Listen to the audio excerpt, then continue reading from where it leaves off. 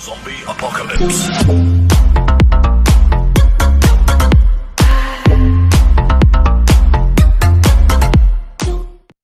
Dumating na, eto siya.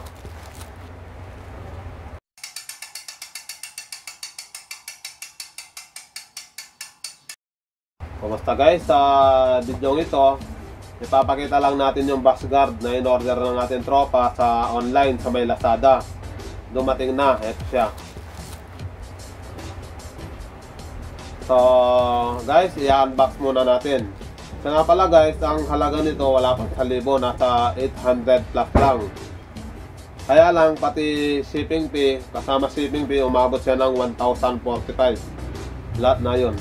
So guys, ito yung bus guard, i-unbox muna natin. So ayan guys, ito yung bus guard, i-unbox muna natin. May plastic siya pero naka-box, nasa loob yung box. Buksan muna natin.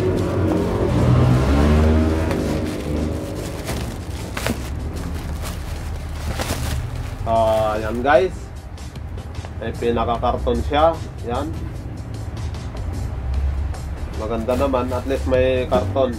Hindi kagaya ng iba na plastic lang, bubble wrap. Ito naka-count siya. Buksan natin.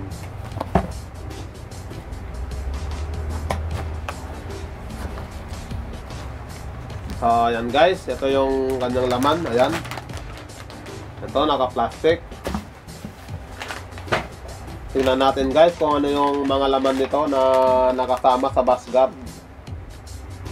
Ito kasi guys na in-order namin na bus guard, may kasama ng chain guide tsaka roller, tensioner. So guys, bali ito yung kanyang mga laman. Ayan, naka-plastic pa. Ito siya guys.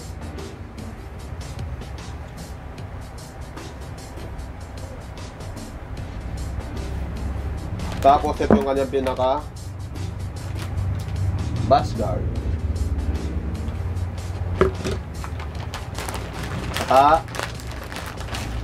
Guys, yung kanyang mga tornilyo. Ayan, kita ba? Ayan.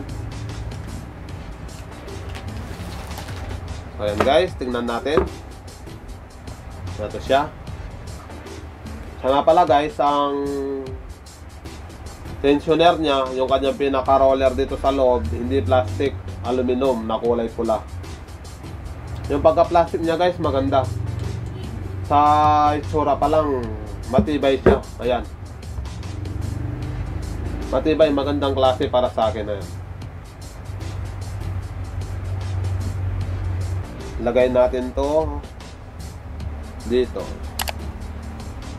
So ayan guys, may pinaka-gatla siya. Ayan, para pumasok dito sa ilalim. Pasok natin.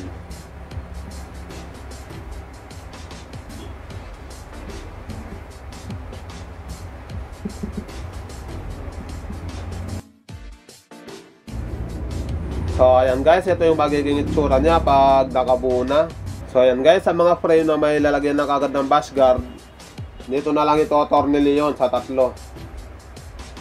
Pero doon sa mga frame na wala pang lalagyan ng bus guard, pwede ring lagyan. Meron siyang pinaka-adapter na ilalagay sa may frame. Ito guys, kakalasin lang yung bottom bracket, saka lang iipit ito sa may bottom bracket. Gagawin pinaka-spacer. Tapos dito kakapit to. So ayan guys, magiging ganyan yung itsura niya. Pwede siyang i-adjust, depende sa posisyon na gusto mo. Ito yung pinakataas. Dito yung chain ring, bus guard. Ito yung kanyang tensioner. Ang kagandahan nito guys, tatlo na, 3 in 1. Wala nang kawala yung ating chain o kadena. Hindi siya basta-basta malalaglag, at saka pag sa trail tumama to, hindi kagad masisira yung ating chain ring. Suporta kasi ito, bus guard. Yun, magandang ilagay ito sa mga pang trail na setup ng inyong mga bike.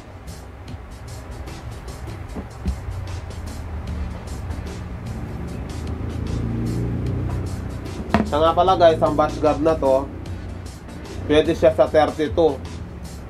Na-i-adjust ito. Pwede sa 32T na chainring hanggang 36. May pagpipilian siya. Ito guys, aluminum. Itong humahawak na to, aluminum. Ito, plastic. Plastic din to sa taas. Plastic din to pinaka-bash guard niya. Pero kahit plastic to, hindi siya yung ordinary plastic lang. Para sa akin, magandang klase siya, matibay. Hindi siya basta-basta masisira.